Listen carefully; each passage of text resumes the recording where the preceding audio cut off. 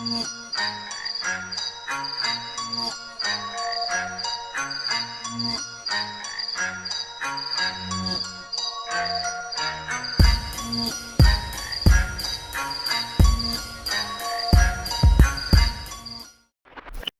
what's up, everyone, and welcome to another episode of Liberty INC. We got a great show for you today. We got our legislative update. Shannon Bray has put out his latest governor commercial, which is fully entertaining and insightful. We have Dub Dub and Groo talk sports, and of course, the venerable Dr. Mary Ruwart is our guest. A fascinating conversation about libertarian messaging. Before we get into that, a couple things I want to note. One, we are looking for some support. We've got some tabling events coming up. Please reach out, communications@lpnc.org. We have one going on this weekend in Fayetteville. We got one coming up in Jacksonville. We have some other events. Could really use the help. But most importantly, if you are not familiar, check out our Facebook page, check out lpnc.org. The city of Gastonia is going after Pastor Moses Colbert again for the just atrocious crime of feeding the homeless. The city of Gastonia has clearly made this personal. They fined him $60,000 for putting 2 shipping containers on his property, which the LPNC was involved in helping fundraise so that he could meet code. They're just going after him. The court case is tomorrow, June 5th. They're trying to take his property. We've got rallies coming up on the 15th and the 17th, I believe. It'll also be in the newsletter. We need everyone. We need you calling. We need you showing up. There's literally people are dying on the streets because the city of Gastonia has a bug up there about Pastor Moses. It's sad. It's terrifying. You anyone who says they're libertarian, who wants to push back against overreach of the state, this is your chance to prove it. So please reach out. Please show up. Please call. Please do something. Pastor Moses needs you. Those without a voice need you. We need you.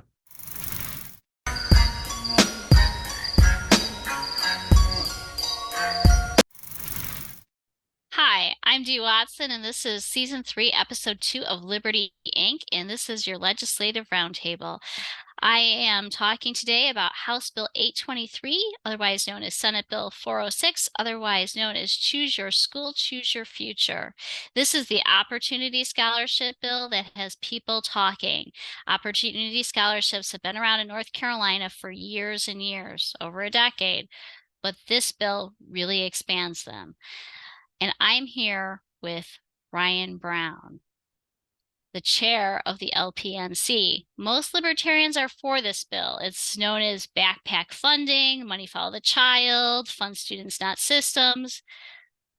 But there is this minority group in the Libertarian Party that is opposed to the bill, and the party chair is in that minority group. So, Ryan, why are you opposed to this bill?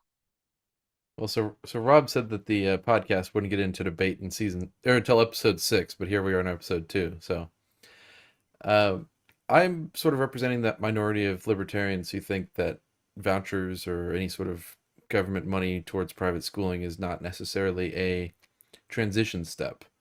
I think it'll personally sort of ingrain the government into funding private schools. And if we truly want government out of funding education, this is not the best way to do it. So in the party platform, it's actually very clear in North Carolina. We want a separation of school and a state. This bill does not accomplish that. But also in the party platform, it says if you can't accomplish that, it would be better to have the money allocated to the families.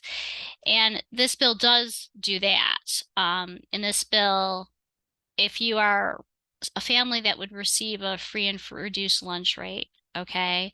So for a family of 4, that'd be $55,500 a year income. If you're one of those families, this bill actually would allocate all of the state dollars, not the national and local municipal dollars, but all of the state dollars would be allocated for your child. So that's over $7,000 per child. It's tied to the average per pupil spending. For a family of that is making a higher level up to $110,000 for a family of 4, 200% the free and reduced lunch rate, 90%. So that's that's over $6,000.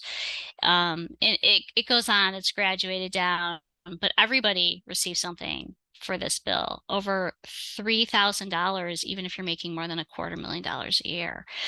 So are you concerned about the public expenses? Because this bill in the short term is increasing the public expenses. Is that your major concern? There's a couple things. Public expenses are one of them. We will be spending more money. And then we'll also have another intrusion into the private market with government money, sort of guaranteed money, right? So I don't know if it's truly a market system and that the government's guaranteeing money. So you can have a lot of money chasing, starting relatively quickly, chasing the same number of goods that you already had. That usually leads to price increases and or shortages, right? So when you do that, and you have to have real things like buildings and places to store students and to teach them, you could have an increase in what people would expect for long-term growth, right? So you could have more loans taken out, more mortgages bought, more construction projects started, and it may not actually last for all that long because people really do not like this bill. And all you need is one court case in a year from now, and things get thrown out a little funny, things get all wacky, so it's not necessarily just the funding, but it's sort of the distortion of the market that government money creates. Right. So for the distortion of the market is a real issue. So that happened with Pell Grants, and there's been an explosion since the Pell Grant program was started. There was an explosion in educational costs for college, and a lot of that's attributed to the Pell Grant. Would you agree, though, that this bill in the long term is a decrease? If it stays in this form it's in, it would be a decrease in the long term for public funding. It could. But when you're talking about Pell Grants, with Pell Grants come a lot of strings too. So there's only a couple colleges that don't take Pell Grant money. So it could be a decrease in long-term spending. It could not be. Is it worth a decrease maybe of 5% if you have to go control of public or private schools for government to control exactly what's going on? Either way, fundamentally, I'm not sure it's the government's position to do this. And I think you can get in real trouble when you start throwing government money at private solutions. Do you think that there's going to be an increase in the government regulation of private schools caused by the bill? Because currently the opportunity scholarships have been in place for more than 10 years, and the government oversight and regulations on those schools is not significant. Are you concerned that there will be an increase in those regulations? Absolutely. If you look at the number of school students using opportunity scholarships and the number of people in private schools, the number is very low. If you want to expand that to 20 or 30%, then there are going to be people fighting tooth and nail at every single instance using every single opportunity, right? You look at Medicaid expansion and Medicare expansion in North Carolina. 10 years, Republicans said this is the worst thing to ever happen. And this year it's going to happen. So it doesn't necessarily matter if there's 10 years of opposition, because you can see it with the debt deal at the national level. Republicans are spineless and Democrats want to control schools. And the Libertarians are the only people who think that the government should be out of it. So I think when you're playing with government money, you're playing with fire. So what do you say to the argument that this will really increase the market for private schools? Right now, there's a lot of people who just can't afford to be. You're right. Currently, the opportunity scholarships are actually underutilized because the current scholarships are low enough that, first of all, only pretty poor people can get them. A lot of people aren't eligible. And then the people that are eligible can't, it's not anywhere near enough in most areas to use that. The difference with this bill is actually, because of the significant increase, it's actually making private schools affordable for everybody. Maybe not the most not expensive private schools, but there's Thales, which a lot of people attend. And for a person who's on their free and reduced lunch rate, the amount allocated for them exceeds the tuition at Thales, which is a very popular school in Wake County. So this would actually make it so every single person in North Carolina, once the Thales is built, would be able to afford a public school. So you're really getting that private marketplace up and running. What do you say to that? Because as a libertarian, we do love that private solution, and the government wouldn't have control over which school the parents pick or what that would look like. Currently, as proposed, they wouldn't have that. But in 2 years, maybe they will. Or in a court case, maybe they will. And it's really not quite a market solution when the government is providing a base amount of money to every person. Right? If you look at the cost of certain items, when the government is not involved, the prices of that tend to go down. If you look at where the government is stepping in to provide a market solution or to provide subsidies, quality always goes down or the prices always go up. So I reject the idea that this would be a totally or it would be anywhere close to a market-based thing. If you're going to automatically give at least every single person $3,200, then you're going to take out some of the incentive to improve either efficient processes or lower cost for the same result. You're going to take away a lot of that section of market just by providing people money for nothing. However, that would still be a big decrease from where we are. So the charter school funding is over $9,000. So every student who leaves a charter school and goes into this program would save the state thousands of dollars. And the average spending in North Carolina for a student is over $10,000. So overall, this bill would be a huge savings to taxpayers for every student that leaves a government school.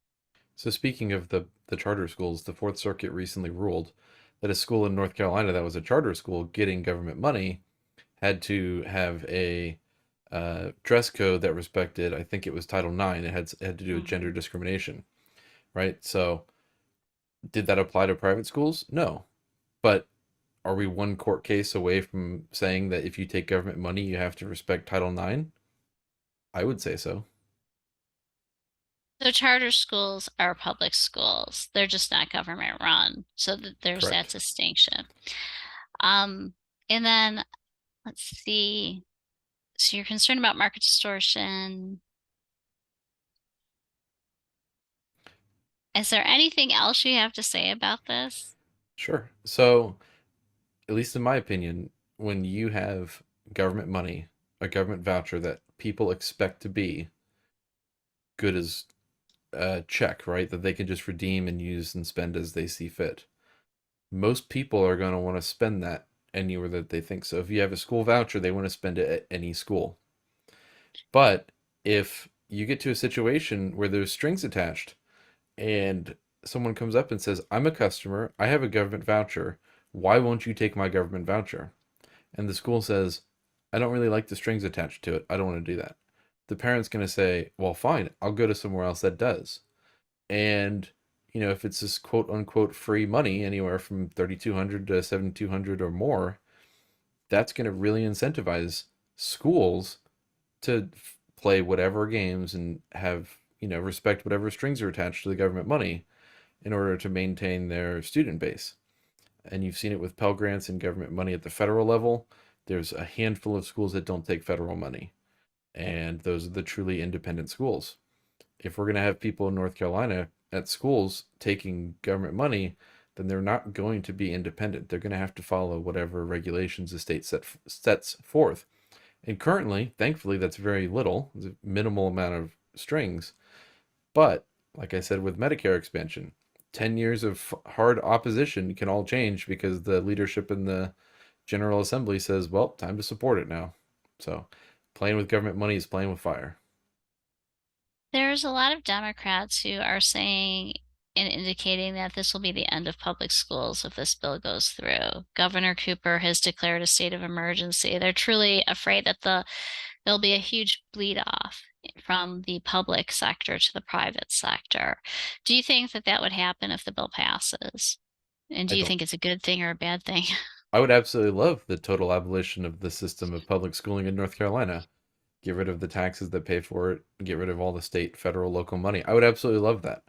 However, Governor Cooper is not known for his level-headed, rational debate about anything, right? A fake state of emergency doesn't matter much to me. And Democrats will do the same. They're in the minority. The only way they can win is with public support. That being said, is this going to totally derail and destroy the public school system? I don't think so. Minneapolis has had the voucher system for 30 years, and they still have public schools, and their public schools are still bad, and their private schools aren't much better, right? We've seen this play out in a long term in Minneapolis, and there's nothing really to show for it. So, could it be different here? Absolutely. Will it be different? Not necessarily. Well, thank you for your time today. Yes, ma'am. Thank you for having me.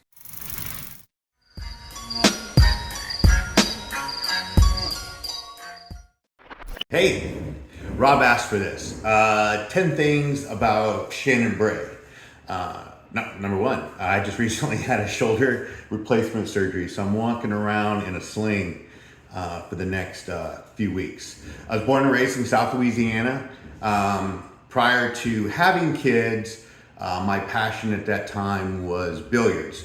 I wanted to run off and be a professional pool player and do nothing else. But reality brought me back. I've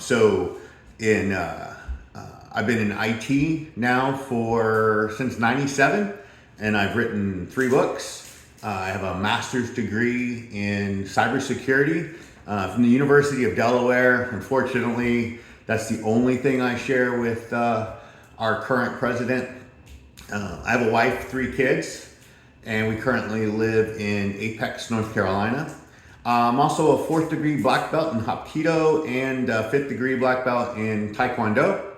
And outside that, I'm a disabled vet with a service-connected injury. I spent a lot of time working on veteran issues.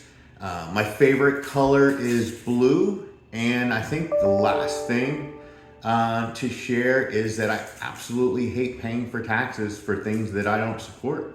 So there it is, 10 things, probably 11 with the surgery about me. Thanks for listening. Bye.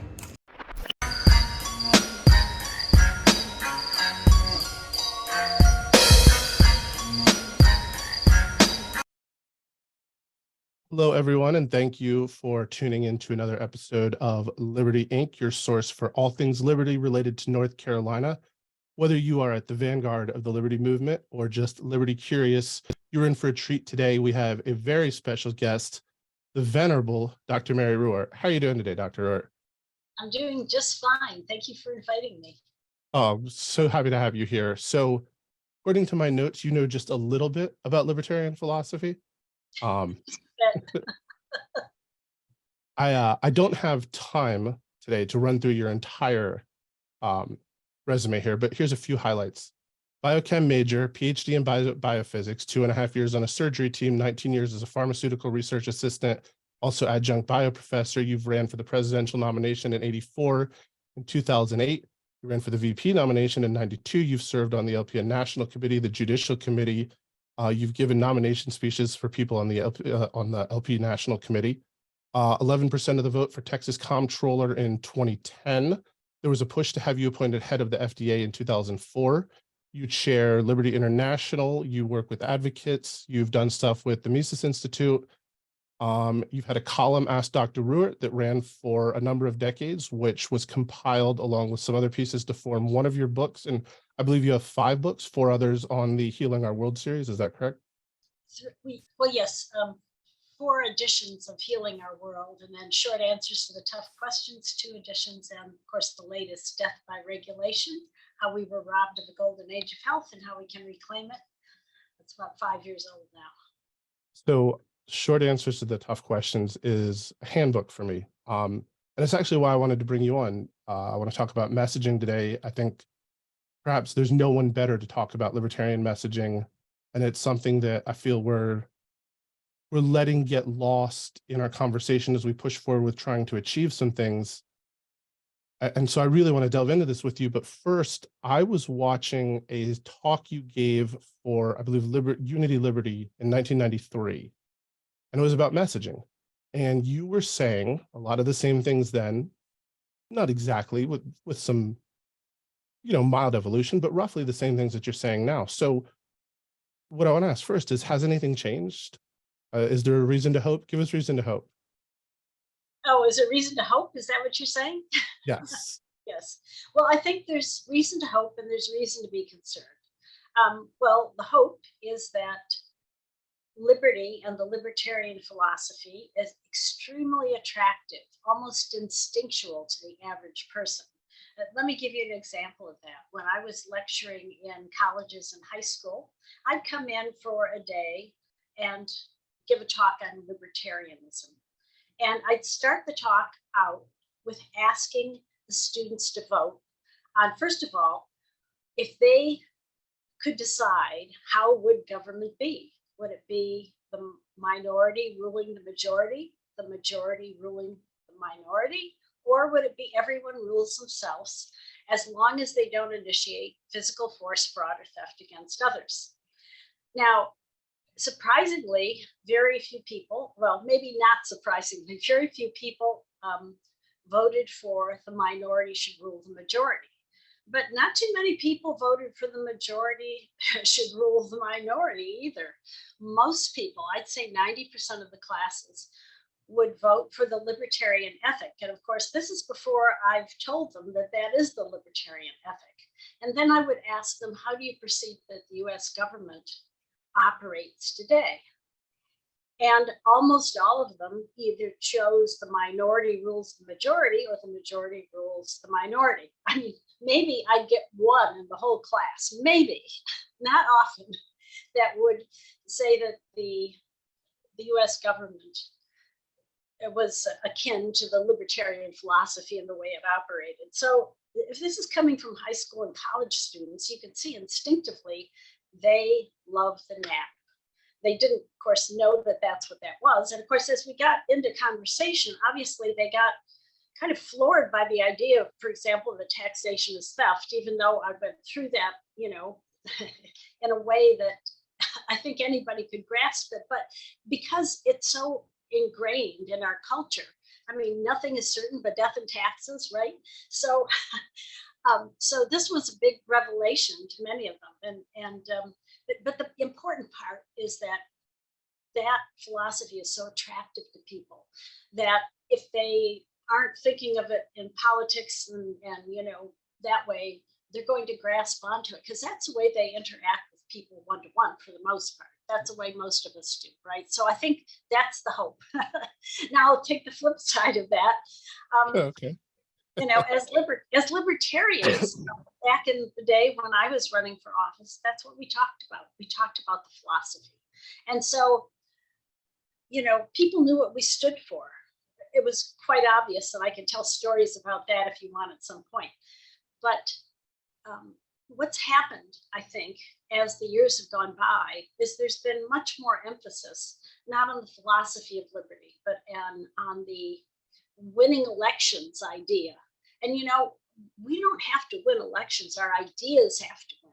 Our ideas have to win. And by focusing on winning, it's become winning at any cost. In other words, if we can shy away from some difficult things, we don't talk about them as candidates. In fact, my impression, and this is just my impression, about 50% of our candidates don't refer to the NAP at all, and I don't even think they know what it really is. I don't think their libertarian views are based on the NAP at all. So this is very scary, because the NAP is so attractive to people because it's what they do in everyday life with most of the people in their day-to-day interaction, their friends, their relatives, their business people.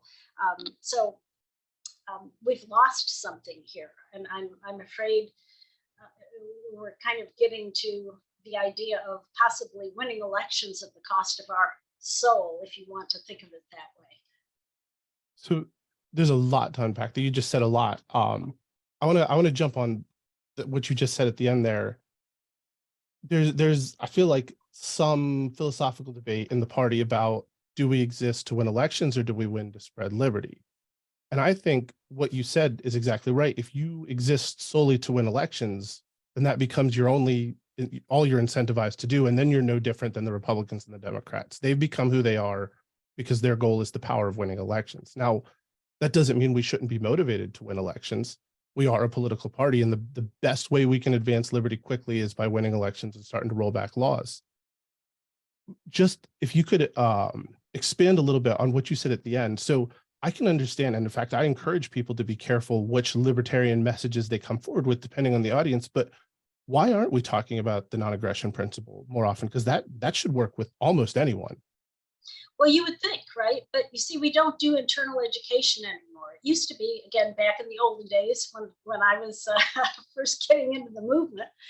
What we did in our county meetings is we would get one of the pamphlets from the International Society for Individual Liberty, which is now Liberty International, which I chair.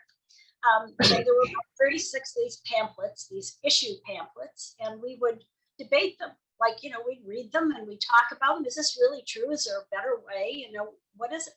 And so we educated ourselves on the principles before we went out and were candidates. So then when we were candidates, it became pretty easy to answer all the questions. So we don't do that anymore. There's been a movement that I witnessed in the LP to do away with internal education and focus solely on winning elections. And this has really hurt us, I believe. And that's the direction we've gone. We kind of went from one extreme where we weren't really focused on winning elections, because when we started out, nobody really knew who we were, right? So you have to have a little bit of time to get people understanding what you are. And then, so instead of then embracing the nap and going with it, the idea is, since you have to win elections, don't say anything that might turn people off. Well, then we become Republican light or even Democrat light, depending on the issue. And if a person just thinks we're a lighter version of the two parties, why will they vote for us when we don't have as good a chance to win? They'll vote for the other, they'll vote for the Republican instead of Republican light, or the Democrat instead of Democrat light, I'm sorry. So it doesn't make any sense as a strategy to me. I think it's very self-defeating. And back in the day, again, when the party started, and I got in pretty much right after that. I know I'm telling you how old I am, but that's life. Okay, so back in those days, we didn't have people with big salaries in the nonprofit sector of the Libertarian Party. The people we didn't have paid ballot access. We all went there and volunteered. It was totally a volunteer effort. And now, luckily we have the funding to pay some of our nonprofit executive directors or presidents, and that's a great thing. But my point is that people were so passionate about the non-aggression principle, they would spend their life working for the principles, even though they were getting usually no money at all, were funding their own campaigns, were taking time off of work to do ballot access and things like this. So in other words, they were very, very dedicated. Now people expect that they're going to get some things for free and that they're going to be able to be paid for their services. And there's nothing wrong with that. But I think the message I'm trying to get across is it was passion that built the party. Bring back the passion. And that's what keeps a small party like ours alive. And that's why we have surpassed the Green Party and have surpassed, other small parties that have sprung up and basically died quietly because there was so much passion for the non-aggression principle. So when we don't talk about it and when we don't abide by it as libertarians, what we are doing is, we're moving into a realm where that passion's not going to be there. And that's scary to me. I can see that. a quick plug for myself, but if you're voting on the theme for national, the one I submitted was Spirit of 71. So trying to bring a little bit of that back. So following up on what you said, one of the tricky things about messaging, and I'm asking you this because you do a very good job of addressing this in short answers to tough questions, but free market principles are very easily interpreted, I think, as people without a full understanding of sort of let the chips fall where they may. And there's some truth to that, but that's not exactly it either. There's mutual and mass benefit. It brings a rising tide that lifts all ships. This is not just the moral approach in terms of respecting individual rights and self-governance. It also turns out it's what's best for everyone. That's How right, that's do right. we frame the message of self-governance, but in a way that resonates with a populace who's sort of been programmed to expect government to provide solutions? Well, I think one of the great tools that the Advocates for Self-Government put out was the Ransberger pivot. And basically, you assume good intentions with the person you're talking to. And so, for example, if they say, well, wouldn't people starve in a libertarian society? You try to get rapport going so that they'll listen to you, because you want to show them that you're listening to them. And you say something like, well, everyone wants to live in a society where nobody starves, so what we'd have to do is figure out the best way to do that. And of course, there will always be, regardless of the system, some people who will fall through the cracks. But what most people today don't realize, and this is one of my favorite things to say, is most poverty in the world today is caused by government. So if you want to help the poor and not make their fate a political football, you have to have a system where, regardless of who's in office, they can prosper and not have these rules and regulations that create poverty in the first place. And of course, people generally go, what? The government's making people poor? I don't get it. Well, see, now they're asking you to justify your statement. And that's exactly what you want. You want to explain more. But if you start explaining for an hour, they're going to tune right out after the first few Absolutely. minutes. So you really have to, first of all, establish the rapport with the Ransberger pivot. That's a great way to do it. And then I like to say something that is surprising and will engender questions. And that's a really good way. And you can do it on almost everything because of the fact that most people have been indoctrinated now in public schools to think something very different than libertarians think. So take advantage of it and say something that's really surprising, and we'll get them to ask more so you can explain. I really like that. A way to engage them. I mean, I've tried to conduct trainings on this. I talk to people about this all the time. One of the things that I feel like we have to do, and I'd love to hear your thoughts on this, is we have to approach every conversation as if we're wrong. And that doesn't mean that we are wrong, but you have to bring a humility to the conversation, because you're asking someone to totally reframe their worldview, and that's a big thing. And you have to earn their trust for them to do that. Well, that's right. And you're asking them to recognize that they may have thought about all this in, quote, the wrong way, which is difficult for us all to do, right? So what we want to do is create a space where they're comfortable doing that. And I'll tell a little story about that to give an example. So I was talking about, well, wouldn't people starve in a libertarian society in one of my talks? And I was explaining all the things that government does to make people poor, and how that even when government gets involved and try to help people, it actually backfires and makes them poorer and keeps them in the poverty trap. So at the time, I was probably in my late 30s, early 40s, and a lady who was— So like 5 years ago? Don't I wish? Anyhow, so she was in her 60s probably, and she came up to me and said, I really loved your talk, but she said, I realized I've been voting and trying to get past all the wrong things that are making people suffer, the very people I'm trying to help. And she was almost in tears, and I was almost in tears, and that just even telling the story, you can tell I'm getting a little bit emotional. And we just hugged, and I said, well, but now you know You know, now you can, you know, do things that help the problem. And Welcome. and you know, like I said, we were there was this great bond there, and this is what happens when you treat people with respect. I mean, I remember I ran against a state rep in Michigan for quite a while, and I was always very respectful of her desire to help the poor, but always did point out that what she was proposing was probably going to backfire, right? So one day I saw her on the street after I'd run against her about 3 times, and she said, "Oh, Mary, I got to tell you, I voted to privatize the welfare system, you know, that we have here in Michigan." And she says, "I don't know if it's going to work, but I wanted to try. I think it might." So this was exciting. And of course, this is another thing, you know, if you really want people to understand the libertarian philosophy when they've been indoctrinated so badly, you have to recognize that to move people in that direction, the average person is going to have to hear your message about 7 times. So if you're the first person they're hearing it from, you know, you're going to want to set things up in such a way that they're willing to listen to other libertarians in the future, because you're probably not going to, quote, close the deal, so to speak, you know, and that's okay. That's perfectly okay. It's okay to be one of those 7.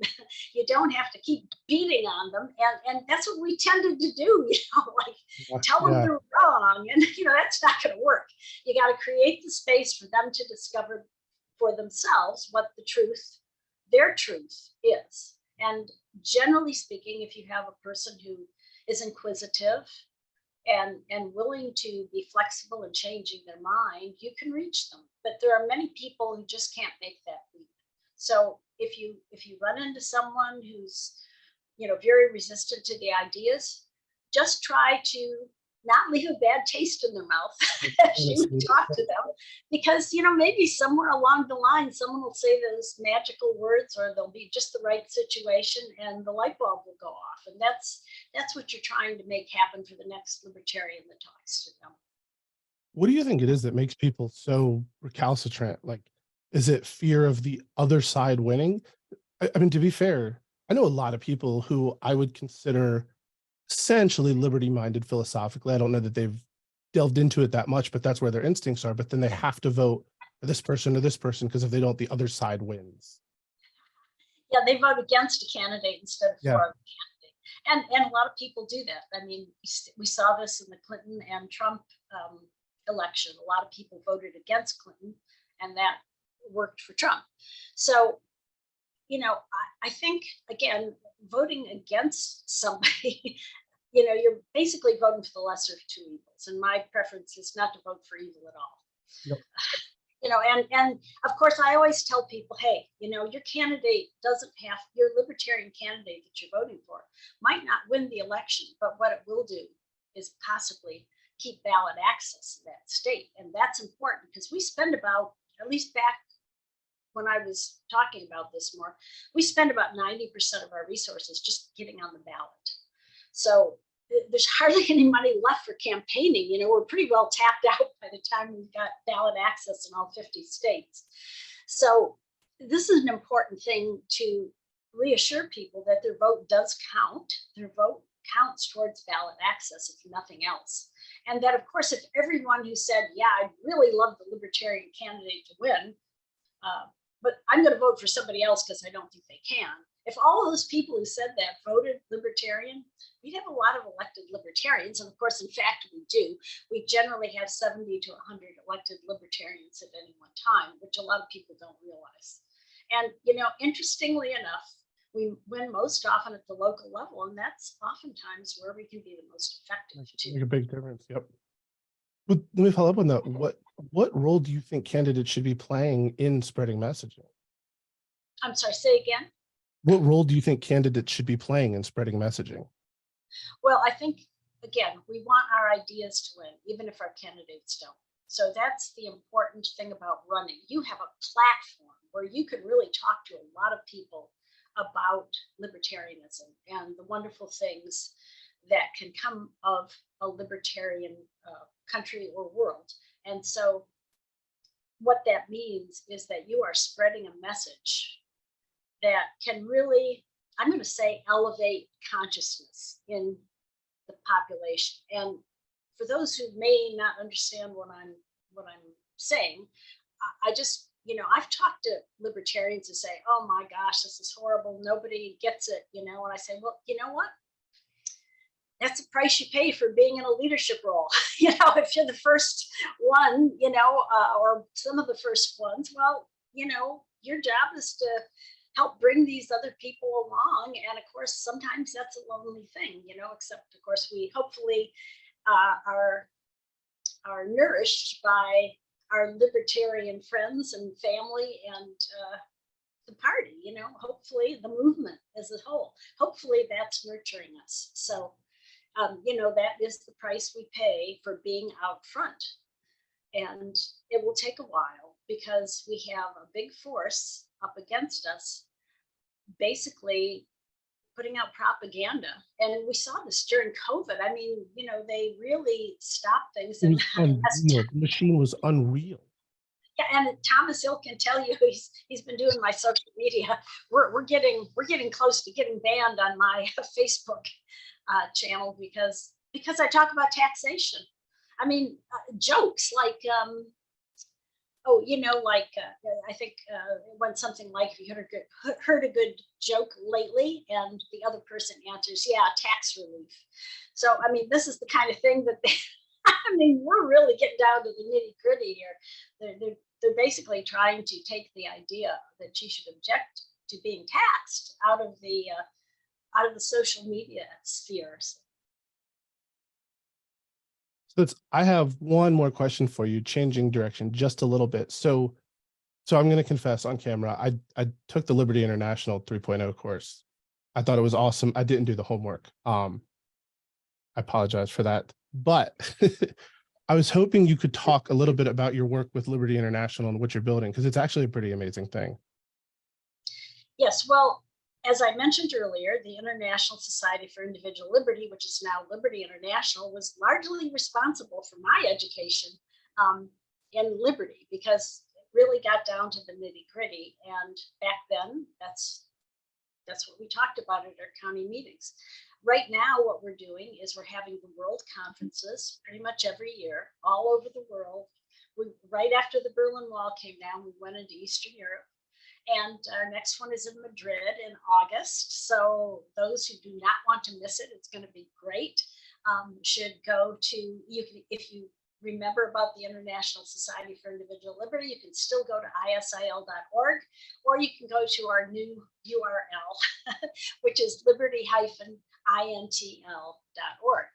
So, and we're also trying to, in partnership to some degree with the advocates, continue being an educating force in the libertarian movement, because the advocates have backed off on that a considerable amount in favor of putting out the quiz in the world's smallest political quiz in a more abundant way, I guess you could say. And so what we're trying to do is go through these courses like the one you took, Rob. We've done Libertarian Solutions 1.0, where we talked about the NAP and its application. And then we had Libertarian Solutions 2.0, where we talked about the things that an individual can do to live a freer life in this unfree world of ours. And then Libertarian Solutions 3.0, which is what you took, of course, was how to share the message. And we talked about some of the techniques that I just explained, but we also did a very deep dive into the practical aspects of liberty. And we did that because the most common question people get as a libertarian relate to practical applications. And there's a really rich history, not just in the US, all over the world, really.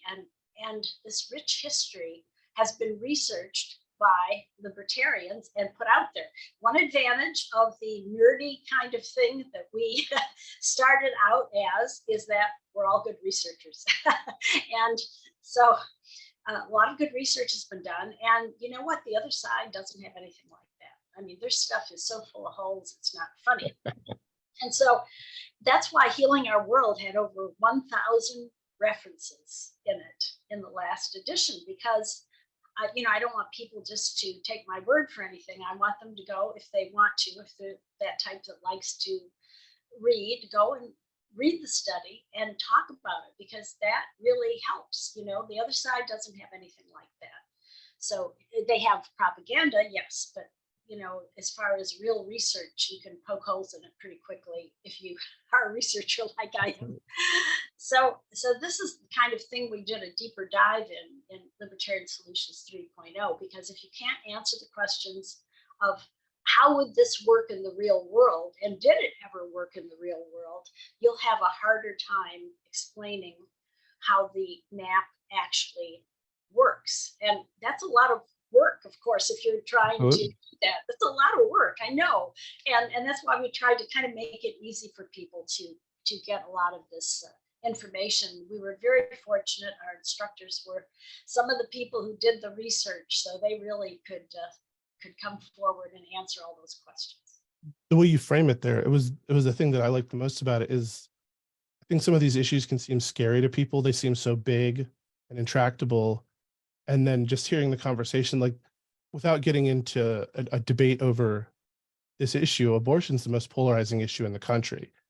And the breakdown that you all had on just a different way to look at it and considering all the examples, it was all of a sudden just a lot less scary. Like, hey, here's how to have the really tough conversations. That's right. And we be able to do that as libertarians. And we've kind of lost our ability to do that to some extent. But of course, sometimes when we did it in the olden days, it was pretty contentious too. So what we have to do, if we want to convert people to libertarianism, we've got to be able to talk to each other in the party and the movement, and we have to be able to have conversations which are supportive of each other. If we can't do that, we're going to go out into the world and really show people that liberty really is the compassionate choice, for example. We can't do that if we don't act in a compassionate way. And I think this is where some of the authors like Rand, maybe, I don't want to say went astray, because she's the one who brought me into the movement, but I always did feel as if she would have been more persuasive to show her compassionate side a little more. And it wasn't that she didn't have any compassion. That's not the case. But in her writings, at least, it did not come across that way. And I've had so many people, when I talk about libertarianism, they say, oh, well, Ayn Rand was so selfish, And of course, the beautiful thing about liberty is that you can be as selfish as you want, but it's not going to stop other people from prospering because you can't use force to bend them to your will, right? So, it's so wonderful that works that way, right? Because if we were able to bend people to our will as part of our agenda, then we wouldn't be any better than the Republicans. Exactly. Then we're the same. There's no difference. Yeah. So, Dr. Ruwart, fantastic conversation. Thank you so much. If you don't mind sticking around, we can continue some of those conversations on spreading the message with a few people from the LPNC. But first, along those lines, we can spread the libertarian message and we can support our fellow libertarians. Here are a few in North Carolina that you should check out.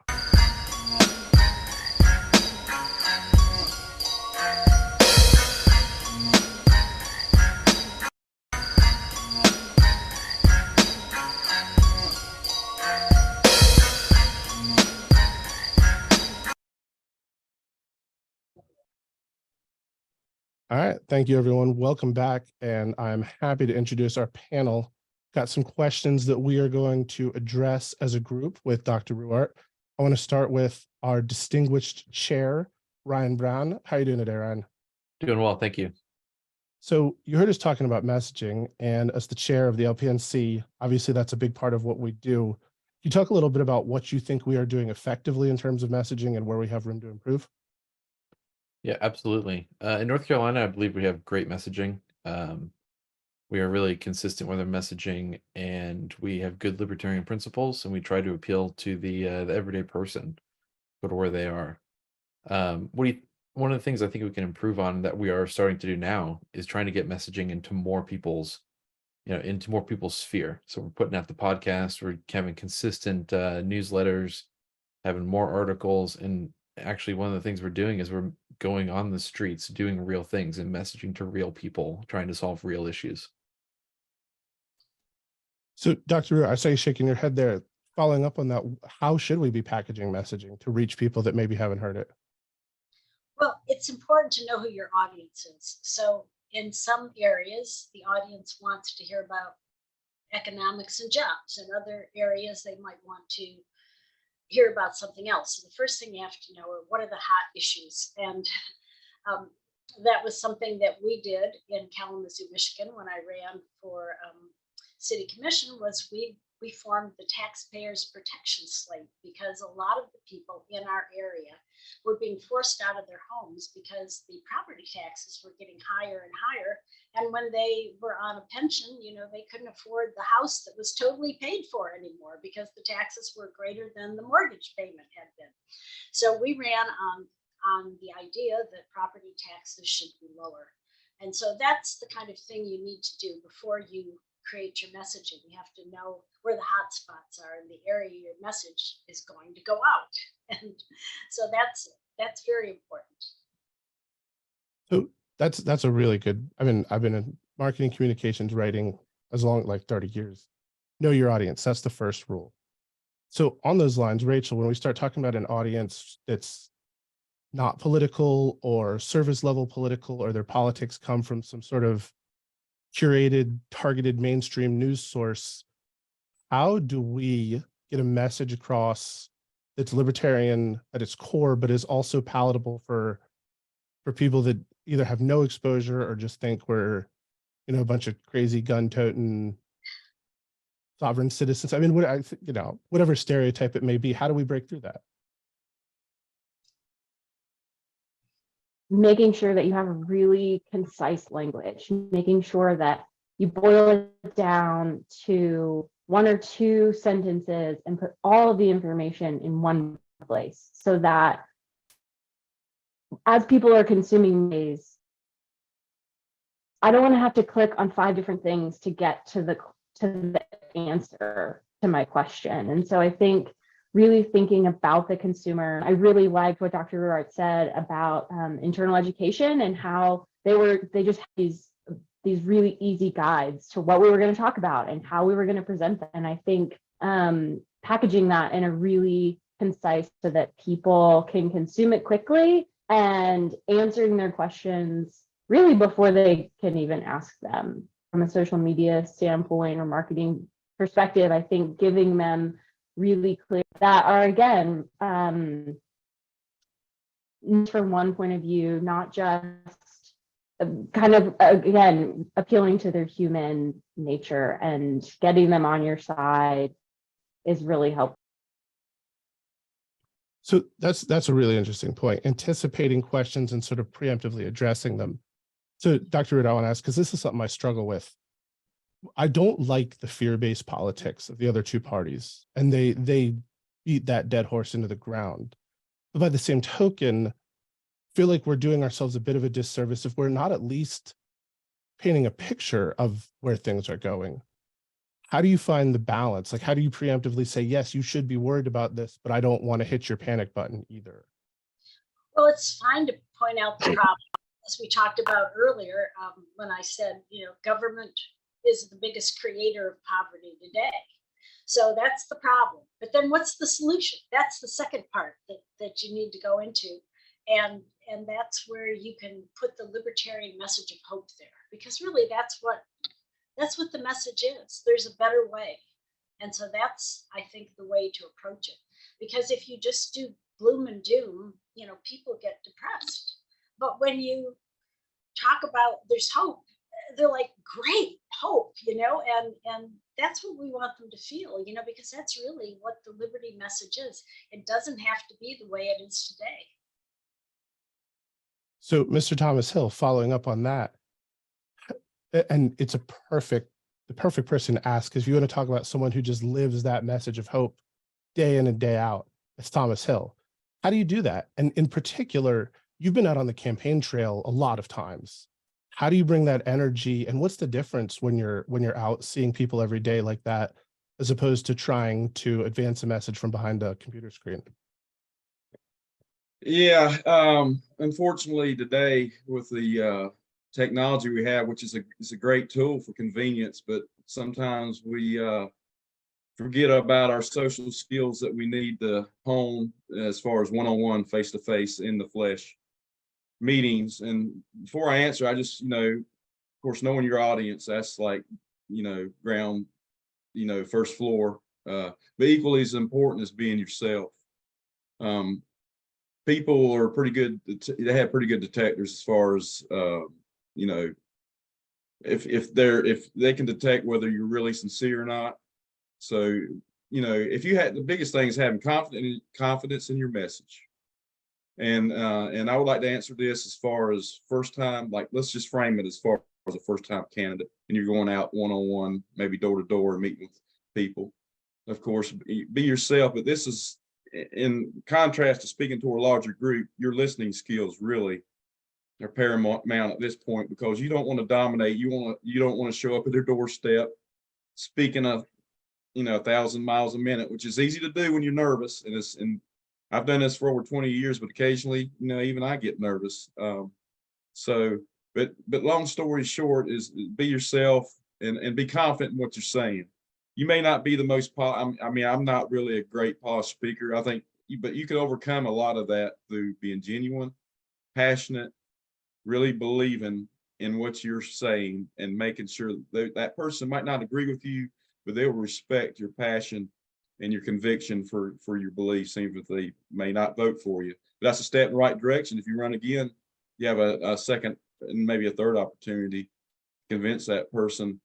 But really, and you may be speaking, like, for instance, you've seen me speak at the Gastonia City Council meetings. Now, that's kind of a different situation we're talking about, and I won't get into this because of time restraints, but the Pastor Moses and Joshua Ruwart issues, which most people in the party know what's going on there. Anyway, it's easy to become impassioned, real passionate, and I think I my best speaking is when I don't know, I'm stuttering and on this podcast, but when I get in front of those people who I'm very mad at, I can speak a lot better.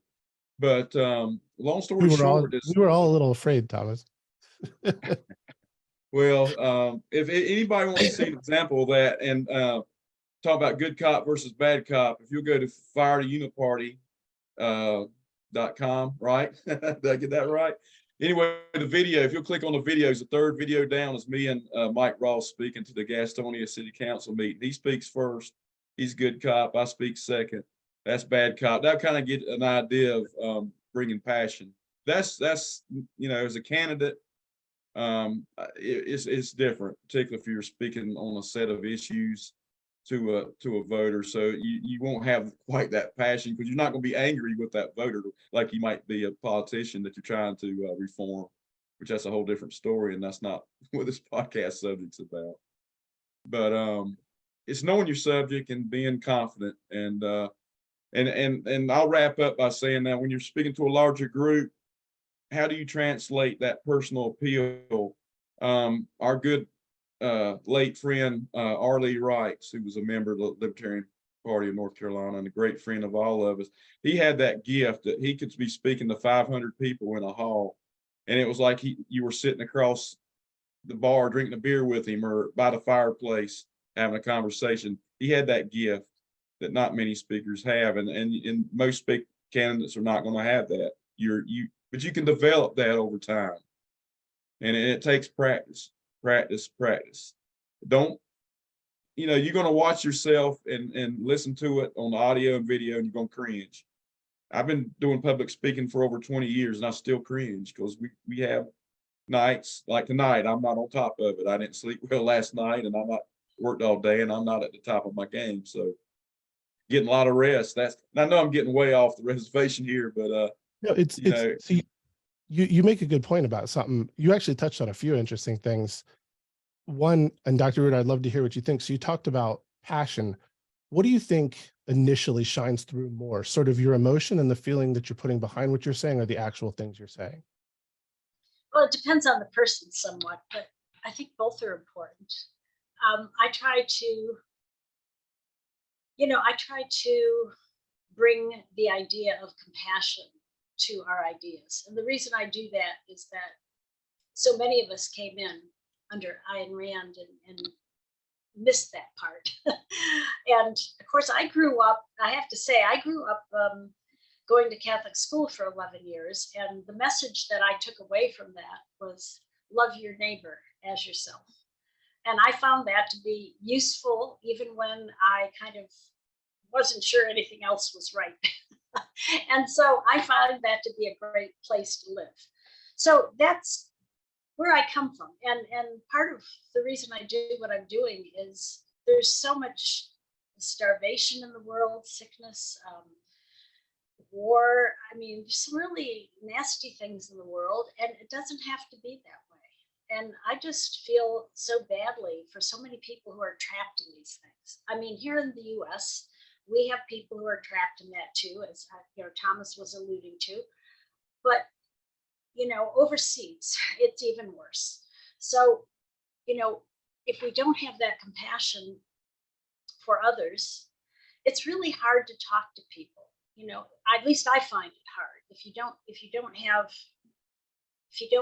can't feel the empathy, I think that's what can make us different. And many of us, of course, weren't brought up that way. And Rand kind of took the other angle. And of course, there was a reason for that, because, people were saying compassion means sacrificing yourself, which is not the game. I mean, there's hardly anything more rewarding to me than seeing someone's eyes light up and knowing that they got the message of liberty, because it really elevates your consciousness. And I want to share a story about that, if I might. I'll be short.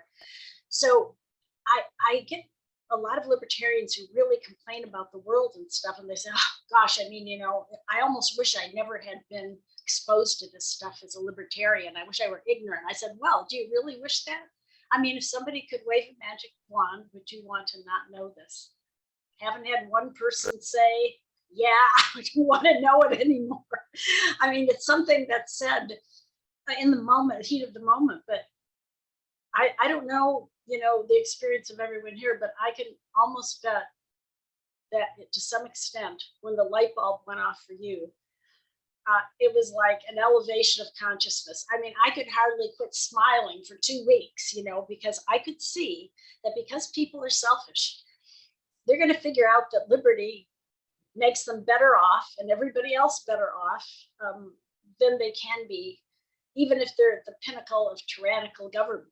So,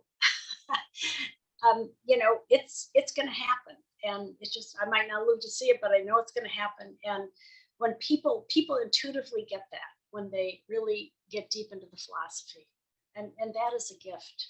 It's a gift. I mean, people have asked me, would you do this if you knew that liberty would never happen? And I have to say yes, because there's an elevation in my own psyche to speak what I consider high truth. And that's the way I look on it. It's almost a spiritual thing to be libertarian. So that's pretty cool. So I went to Catholic school through high school as well. And I discovered libertarianism there. Interestingly, for me, it was always like, well, yeah, of course, I think that, like, I can't believe people think differently than that. Like, wait, why you just want to boss people? Like, you're just in charge of people? Like, that seems crazy to me. But so something you talk about is the ultimate driver of self-interest. I call it an incentive. People do what they're incentivized to do. So you were talking about the breaking messaging down into chunks, concise messaging, keeping it short. How do you think you specifically get this idea of like self-interest to people? Like, and it doesn't have to be a selfish thing, but it's like, hey, look, this is also what's best for you. Again, it depends on the message. Like, a lot of people who are worried about the poor are actually worried about themselves.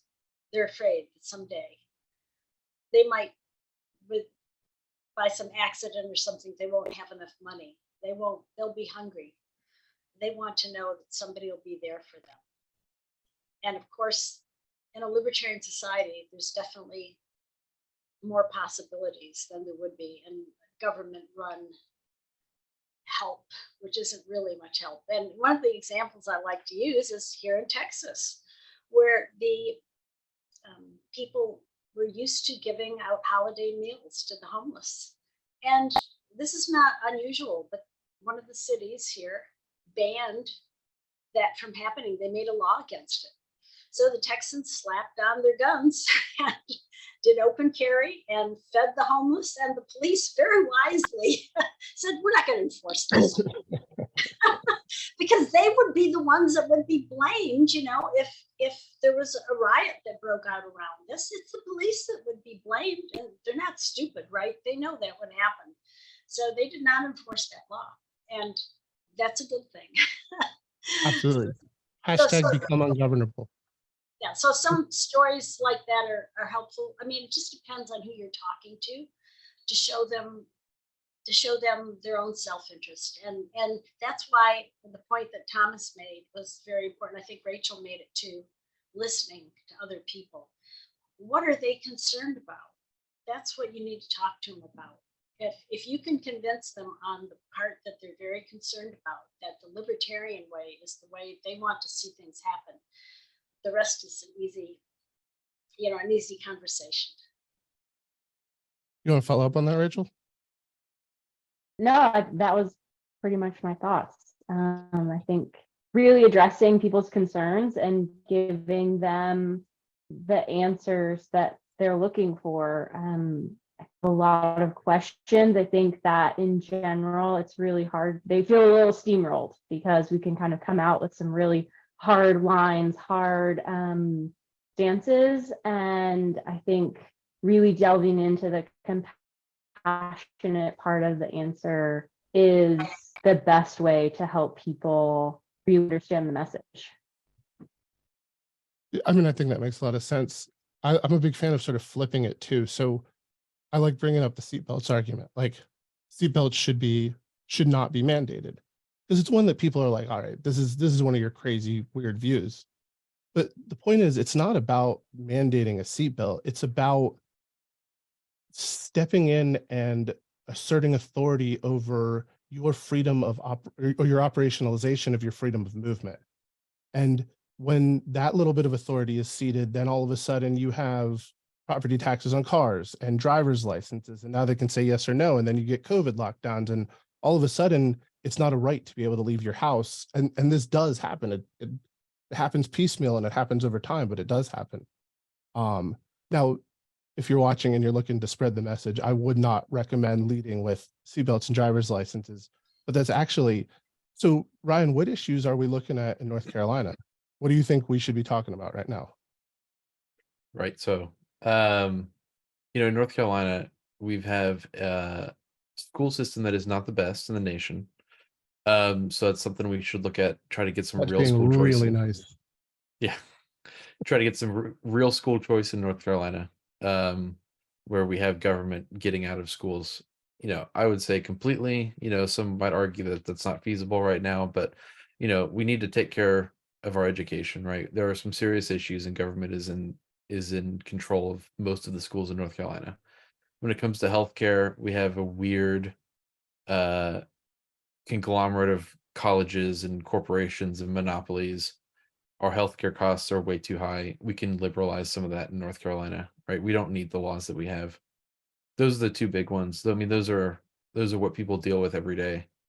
And those are things that we could make a real change and actually affect people's lives with. Because, you said we all agree that seatbelt laws might be a little over the top. But in the end, most people are going to wear a seatbelt. So that law doesn't really matter to them. But whether or not they can afford to pay for the school they want to go to, the property taxes that are used to pay for that school, the taxes on healthcare, or the taxes that prevent people from getting healthcare that they need, maybe they have to run through their insurance, the prices go, crazy high, no price transparency. Those are some real issues. And they are hurting everyday North Carolina citizens. So those, I mean, I agree with everything you said. And I would actually say we've also made some progress on those issues. We've accomplished a lot in the last few years.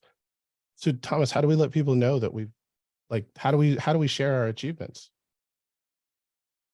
Well, by getting out and achieving things. I mean, not to be a smart aleck, but actually doing what North Carolina, the state party, is doing. We've been blessed to have a strong state party for a long time, and we're really active and growing, and I'm excited about it. And with social media, it's so easy. It's amazing. Speaking of being on the campaign trail, is one of my little frustrations. Is we'll go to events and they'll invite you or your candidate as a speaker, but they'll have no foresight as far as recording or videoing, which that is, hey, that's on me if I want something recorded, if I'm the candidate or a staff member. So I'm not bringing up in that regard, but really for a party that is very high tech, we sometimes we're slack when it comes to documenting what we do. I mean, yeah, we're not here to be filmmakers, and most of us are activists. We're not here to be brand content creators, which is part of it now, and I'm not knocking it because it all ties together to spread the message. So don't misunderstand what I'm saying is, but we need to utilize that technology better, because it's not about bragging, it's showing people and leading by example. For instance, when I found out I was going to be part of this panel, messaging, I don't consider myself a teacher. If anything, I try to lead by example. It's just one thing to be able to teach. I mean, there's different ways to teach. That's right. And I'm not, I'm not the most educated person as far as I'm a college dropout. So, but what I'm saying is, get back on the topic is, don't be afraid to toot your own horn. I mean, you don't want to be a braggart about it, but show people what you're doing. And I tell you what, a little friendly competition goes a long way. For instance, within the state party, different county affiliates. If for instance, if I'm in one part of the state and I see another part of the state prospering, I want to find out, what's their secret, and try to emulate that. And maybe deep down inside us, well, I can do better than that. And just make it a friendly competition. And if we do that and spread out across the state, in years' time, we won't have those gaps that we do now between organized affiliates. So I'm rambling, which I'm known to do. Well, you actually raised an interesting point, because you made some specific comments, things about, anticipating an event and have a recording. And this comes back to what Dr. Ruwart was saying about trainings and education and being available. So it's not just spreading the message. It's how do you campaign? How do you set up an event? How do you prepare for these certain things? Which is definitely something we're working on too. So we are nearing the end of time. Thank you all so much. I cannot express my appreciation enough to the panel. And of course, Dr. Ruwart, thank you so much. Amazing to have you here. Before we go, I know you have deep roots in North Carolina too. Any message that you can give us about messaging? Some hope. Leave us with some hope. Yeah. Well, actually, hope is the answer. That's really what liberty can bring to the whole equation. And right now, people are hungry to hear it. After going through COVID and being locked down and having their jobs destroyed, in some cases their health destroyed, in some cases losing loved ones, people are looking for hope right now. And the beauty of it is the hope is there in liberty. And we have a lot of people telling them just the opposite. And I think if we can point out how what the government, for example, is proposing to do, and it hasn't stopped, it's still rolling.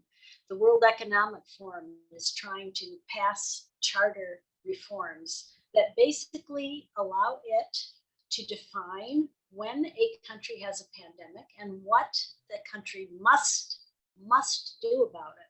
So I think people are aware that there is something going on that's a very negative force. And so what we can do is show them that it is okay to have liberty. It is okay to honor our neighbor's choice. You know, right now the government's telling them, no, you can't honor your neighbor's choice. You have to beat them up and, you know, possibly put them in an internment camp and do horrible things to them and take away their social media at the very least. So I think the message that we can bring is one of hope and compassion. And I think we can show that libertarianism is the compassionate choice, and that what we're hearing from the Democrats and Republicans and even other smaller parties is that they really want to run your life. So maybe that's not such a good thing. Maybe you have people who can help you change that and roll that back. So I think that's a message people want to hear today. Love that. I love that. Think about messaging and lead with the message of hope. Liberty equals hope. Everyone can get behind that. Thank you all so much. And thank you everyone for joining us. Have a wonderful rest of your day, and we look forward to seeing you again soon. And thank you.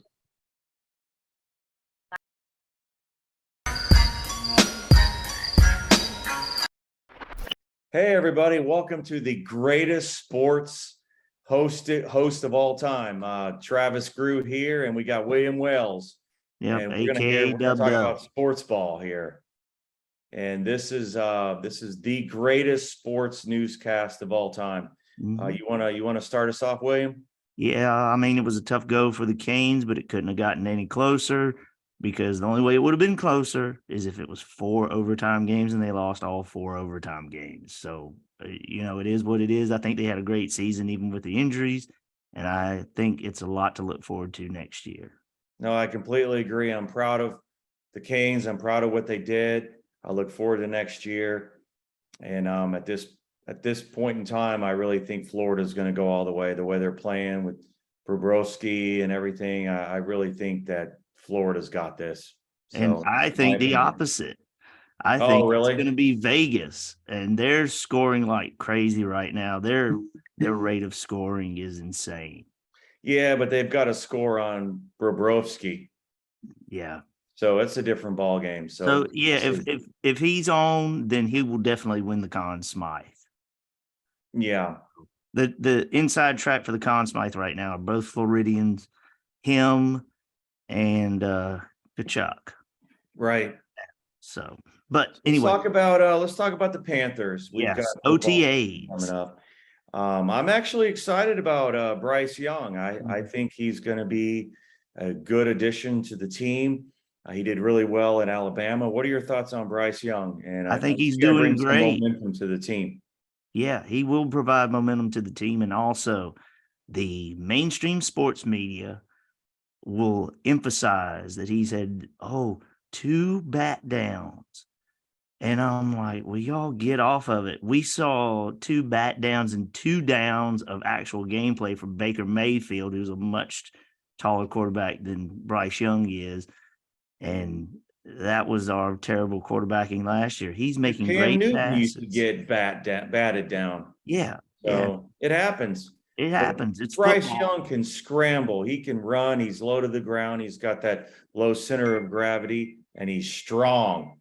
And I do believe, he can scramble probably better than anybody we've ever had. So I'm looking forward to that. The last thing we're going to talk about real quick is what's your opinion on this sports betting in North Carolina? Do you think we're going to get it? Yes. It needs to happen. We're losing too much money to Virginia and Tennessee right now as it is, and with other states like Georgia and South Carolina trying to get into the game themselves, we'll just be on the outside looking in, just like everything else. And do we want to be the state that falls behind again, losing money? I mean, I saw reports that out of the 30-some million that Virginia made last year, North Carolinians might have contributed anywhere up to 4 to 6 million of that. And, that's money that could have been stayed here in the state for something else. Right. I completely agree. So we just need to do it. And also they had the new casino open in Danville, and that is pulling a lot of traffic across the state line.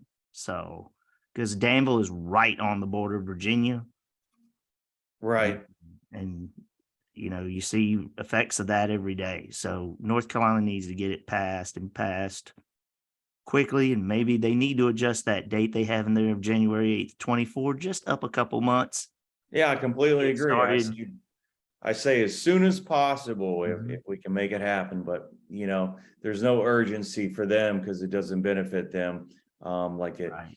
it benefits us. So anyway, anything else you want to bring up? We're going to keep it short tonight. We're all feeling No, tired one and last sick. thing. Yeah. The Hornets won the number 2 pick in the draft. They would Oh, have been that's picking good. 4th, but they went up 2 spots. And yes, they're not going to get Wembanyama, but I'm personally hoping they pick Scoot Henderson because that's a great person to pair up with the ball. So Nice. we shall see. We shall see. It could be a great next 2 to 3 years for pro sports in the state of North Carolina. All right, last question. You got Miami Heat or Denver Nuggets? I'm Denver all the way because I cannot stand the Heat because they are the expansion cousins of the Hornets. And you can see them on the Great Divide. The Hornets are on one side and they're on the other. And I can't get my fingers straight looking at the camera like this, but they're exact opposites. I got you, And man.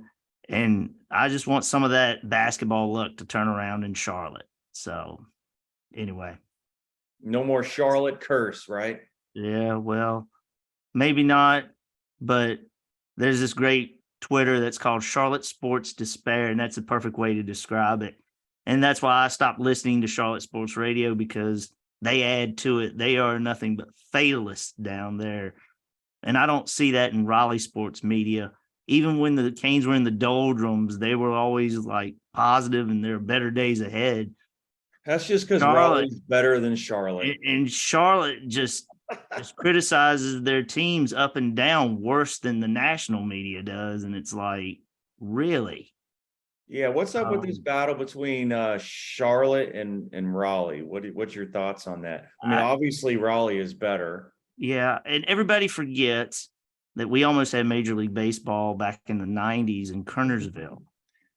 And that was a vote that got voted down 60-40 because the Kernersvillians or K-Villians or whatever they want to be called, they didn't want to pay for a baseball stadium, and I don't blame them. Right. And We almost got a soccer stadium, a Major League Soccer stadium, but I believe that went to Charlotte as well. yeah, it went to Charlotte because Tepper had the $325 million that Yep. Steve in Raleigh, I forget his last name. I wanted that more than anything, but whatever. Well, Steve tried to do something good. He tried to knock some state buildings down to build a soccer specific stadium in Raleigh. And I was like, Yeah. oh, yeah, that's yeah, a it was great right thing. there where we were meeting. We used to meet at Oak and Dagger, and that whole area is where they were going to put the soccer stadium, and it didn't happen. Yeah, it didn't happen, but No. they still got a great team, the Courage. And Oh, they yeah, we have dropped NC down, Courage. they dropped They're down amazing. a level to play in the USL, and then in the USL 1, which is lower than the USL championship. They kill it. But and also you got the NWSL team, the NC Courage, and those ladies are amazing. They've already won 2 stars, and they've got a good management group there. Yeah. And women's soccer in North Carolina has always done well with the success of the North Carolina Lady Tar Heels in Chapel Hill. Yeah. That tradition. And so many of the U.S. soccer stars have come out of that school. My God. Yeah.